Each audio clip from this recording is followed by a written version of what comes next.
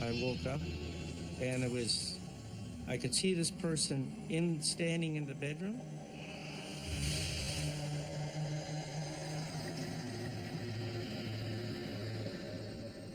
You could see their whole body. He had a different love, a different kind of love for me. I don't know how to say that. It was a kind of like a weird love, a sick love, possessive love, that kind of love.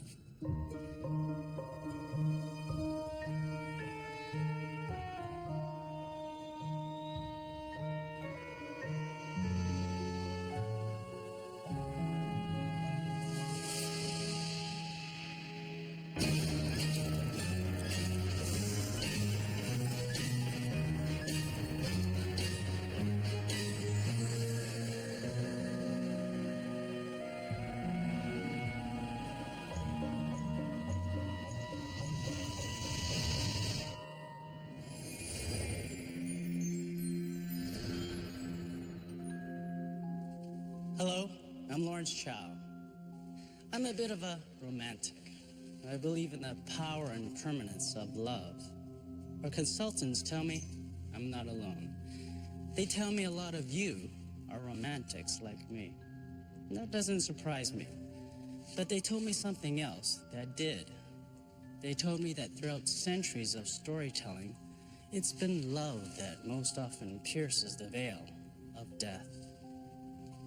Tonight, we meet two people who loved and lost through death.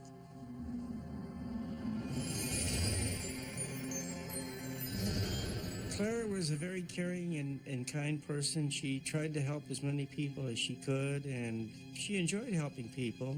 And even at work and wherever she went, she tried to help people.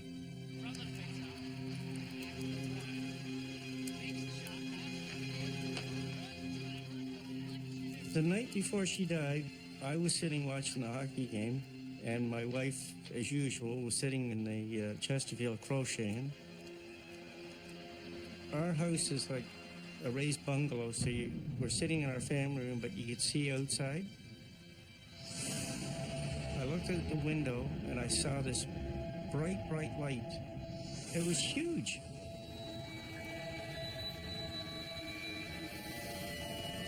We're up near Brampton Airport, and I thought, well, maybe it's an airplane.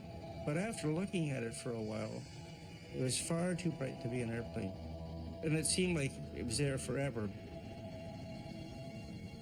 I went back to look at the hockey game to see what the score was. And I looked back at the window and the light was gone. It was the strangest thing. I couldn't put a connection to it at the time. Well, Claire went to bed. She gave me a kiss goodnight. And she always said to me, and I always said to her, I love you. And I did, and she did, and she said, I'll see you upstairs, and that was the end of it. I never saw her again, alive.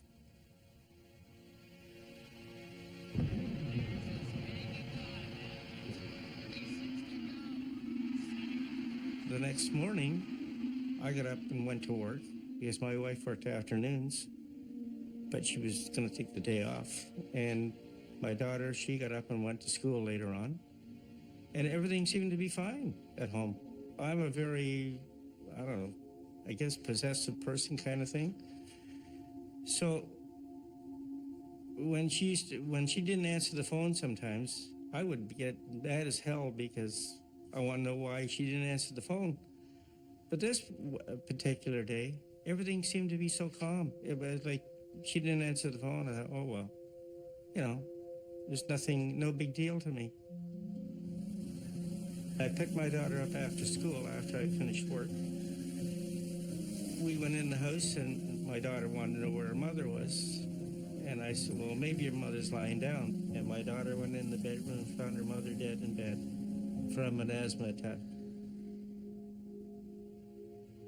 which was totally shocking. I mean, we were devastated because a woman 44 years old, and it was We're wrecked.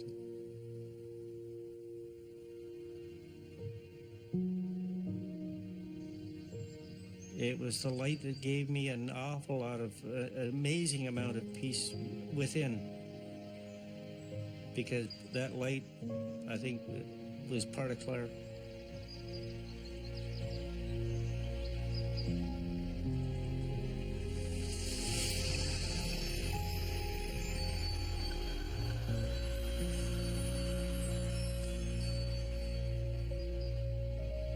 Even at the funeral, it seemed to be so peaceful and quiet, you know, like there was an inner peace kind of thing. She wasn't there physically, but she was there in spirit. That was an amazing thing.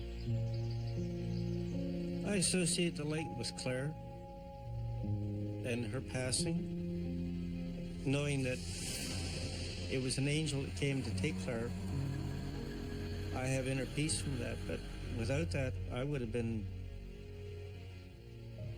crabby, unhappy person,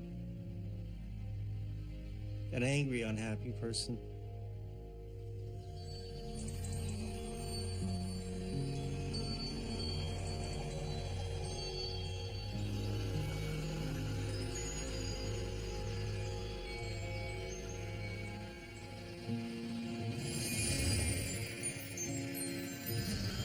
Fred knew that his wife was always open and generous. He knew as well that he was often grouchy and curmudgeonly. What he didn't know was that his wife's sudden death would change his character drastically and for the better.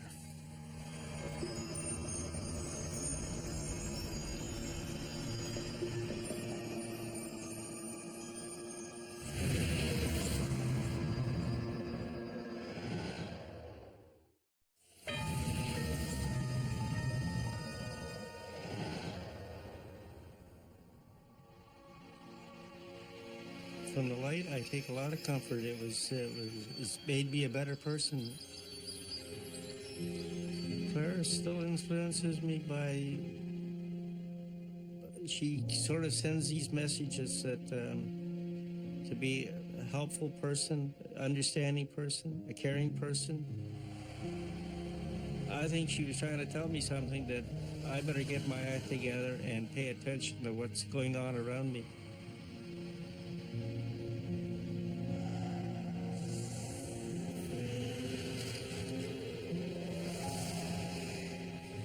Claire used to be a very restless sleeper. So I was in bed several nights, and it was actually felt like somebody kicking me in the back.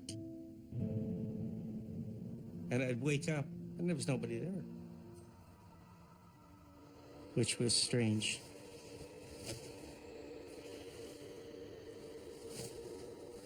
Some nights, lying in the bed, you could feel the blankets being tugged away from you. And then not too long ago, I woke up, and I could see this person standing in the bedroom.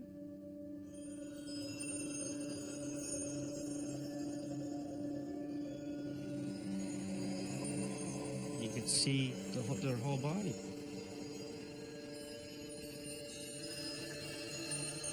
When I sat up in bed, the person seemed to back away further and further, and then all of a sudden just fade into the darkness of the room. And I think that was Claire in there trying to tell me something.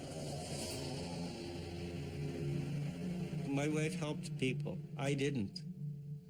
And now that she's not with us any longer, I seem to be helping people.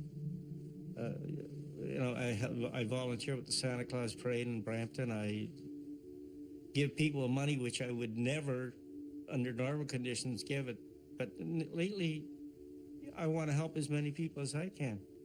And I don't know if that's a carryover from Claire, or, maybe she's in the background giving me a kick in the backside, telling me that you better care about other people, because who's going to care about you?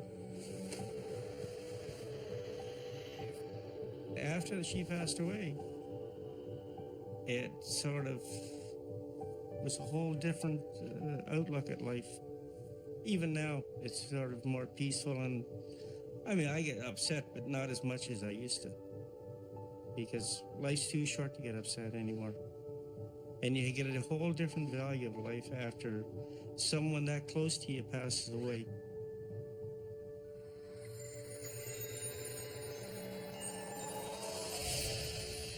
Claire used to get up during the night quite a bit and drink water, and you know how the thing gurgles, and I don't know if this has anything to do with it or not, but even lately, the thing in the kitchen gurgles, and you think, she must be up getting her drink of water, but she never comes back to bed.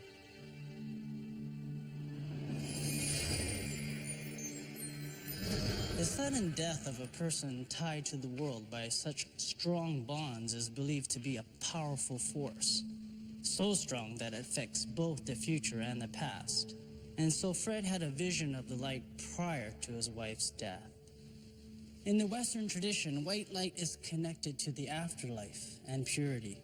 A historical and literary expert, Dina Bain-Taylor, says it can also be seen as a prevision of the soul on its journey to the next world. Fred sees it that way, and that gives him the peace he needs to deal with his wife's sudden death. I was the only love of his life, I think. He was 10 years older than me.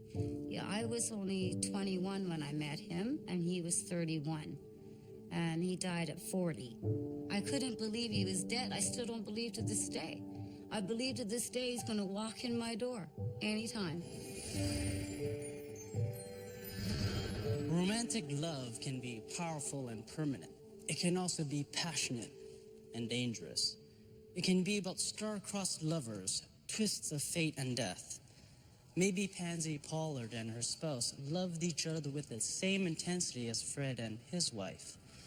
But it was an intensity that took a different turn, almost a frightening turn. A love like that takes its toll on the living, and perhaps the dead.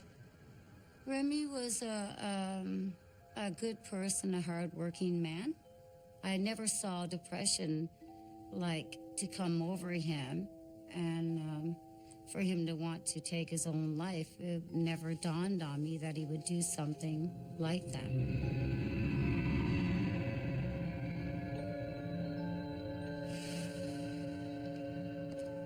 I had this dream that I was walking down a hall.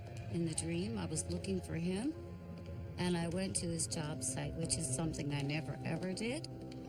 And I'm walking down the hall, and I come to a steel door, and there was a lot of doors, but this one door had like a lightning bolt, and it was an electrical room. So I tried to open the door.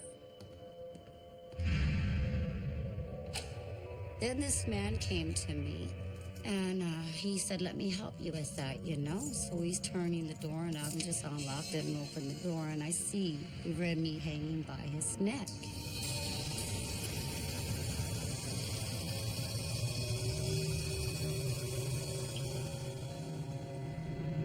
So I ran to him to hold him up, and he had his hands inside the rope. And there were 4 chairs in a circle around him. And I realized at that time that there's cigarette butts thrown all over the floor. I just see a lot of things at that time. It was fast, but I still see it to this day.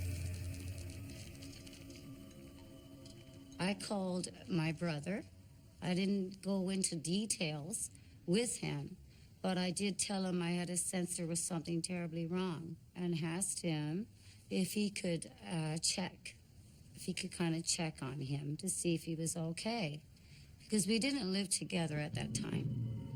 And then he went looking, and he was making phone calls to family members, you know, to Remy's brothers and sisters. And that's when Sam came over and told me that they had found his body in the electrical room, and he was hanging by his neck. And there were 4 chairs in a circle, and there were cigarettes thrown around, but I didn't know that. I just knew what I saw in my head, and I never learned that exactly that day. I just knew that he had hung himself. I heard, I knew he was gone, that he committed suicide, they said.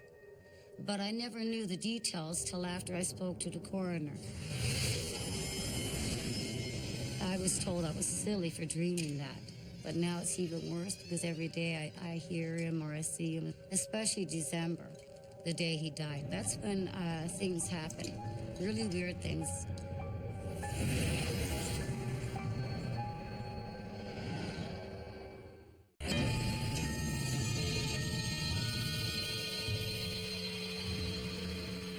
Both Fred Ormston and Pansy Pollard loved their partners deeply, but when their spouses continued to be a part of their lives after they died, Fred and Pansy came to some very different conclusions about life and death.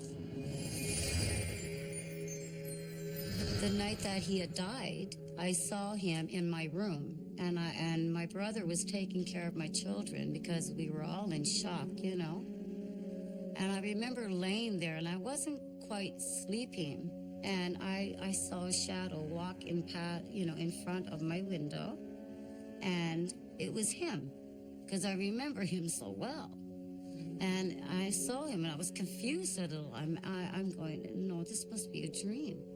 And I'm laying there, I'm hurting, I'm in shock. And he touches me on my forehead like this, and just goes, everything is going to be okay now. And I just freaked, I panicked and I started to scream. And my brother came running in and asked me what was wrong. And I said, well, Remy just came here.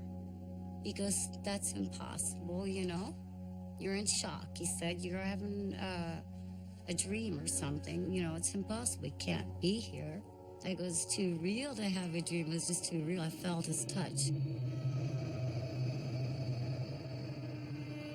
We all have these energies around us, and they come from other people, whether they're alive or dead or passed on. I don't know. But I think that when you're taken away before your time, that you are lingering and that you are left, wondering where to go. I believe that. I believe that there are souls that are just lost and they don't know where to go.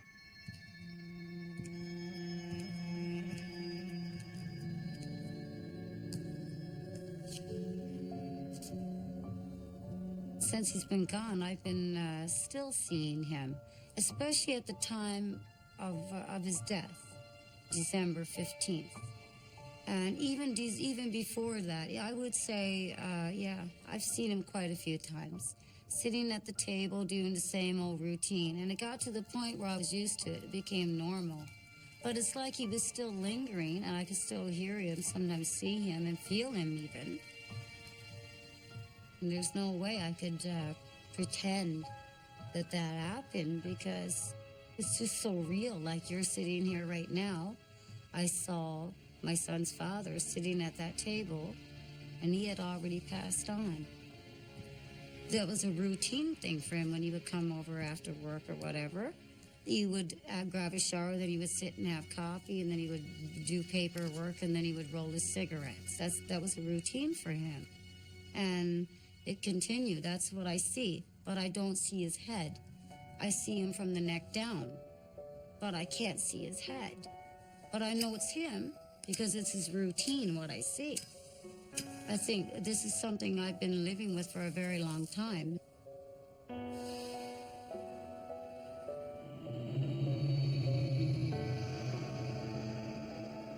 There was an abusive situation going on between him and I in the years and 10 years I was with him, He had a different love, a different kind of love for me. I don't know how to say that. It was a kind of like a weird love, a sick love, possessive love, that kind of love. And I don't know what kind of love that would do to me that tore me apart. But I'm still affected by it.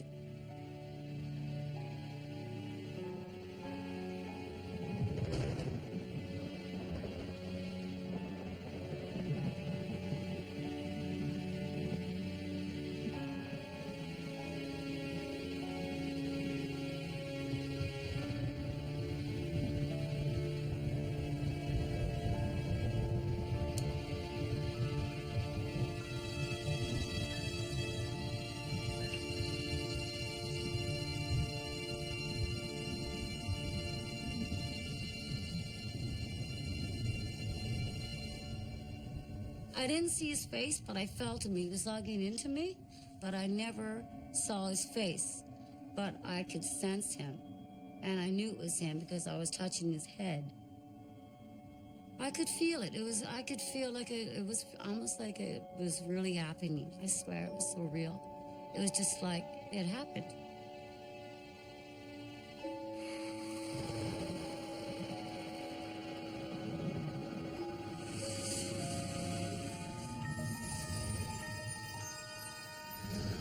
I was asleep. I wasn't drinking or anything to that effect. I just went to bed.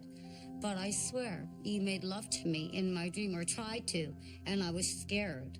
I woke up, and I woke up in the middle and realized this is not real. This is not happening. And I wasn't sexually acted or any. I wasn't like, let's just say I wasn't in that sense, like feeling like I just made love to somebody or wanting to.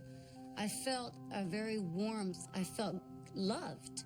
I felt an enormous amount of love, like I never felt before. And I was scared. And I realized this is my son's dad, and he's not supposed to be here with me.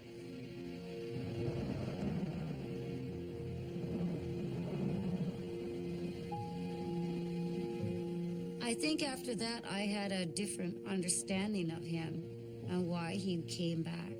I think he was telling me that he will always be with me, no matter who I'm with. I feel lost without him, but I feel he's still there. I think he's watching me and protecting us.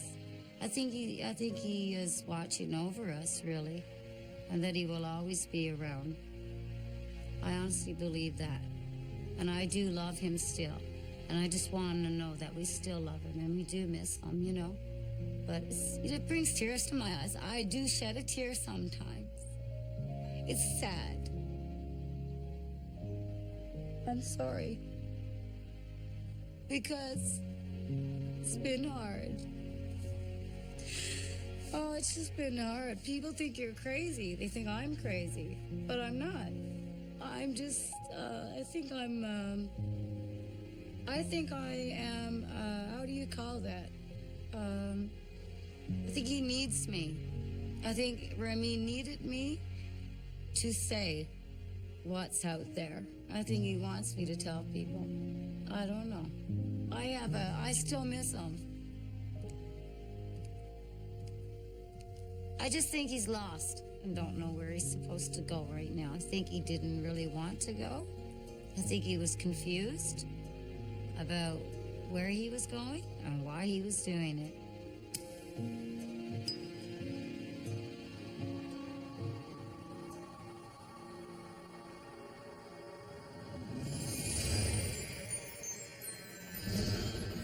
Pansy appeals to a common tradition to explain Remy's continued presence. In this tradition, ghosts are beings who are caught between two worlds. Remy's suicide. The cigarette butts on the floor, his hands on the noose suggesting second thoughts. It all evokes a lost soul who doesn't know where he wants to be. Fred Ormson came to grips with his wife's passing. He found peace and changed his life. When Claire appears, she's there to give him a kick in the backside and keep him on the path of good works. Pansy can't accept Remy's death. Maybe it's his suicide. Maybe it's the nature of her love. And so the relationship will continue until Pansy finds the courage to say goodbye. It was the light that gave me an awful lot of, amazing amount of peace within. And it helped me become a better person. Because that light, I think, was part of Claire. Unless you can accept death and let it go. And I don't think I actually accepted it. And that's why he lingers, because I'm not quite ready to let him go. I believe in my heart there's a reason for everything, and I have these signs. I think I'm being given signs so I can deal with it in my own way, in time.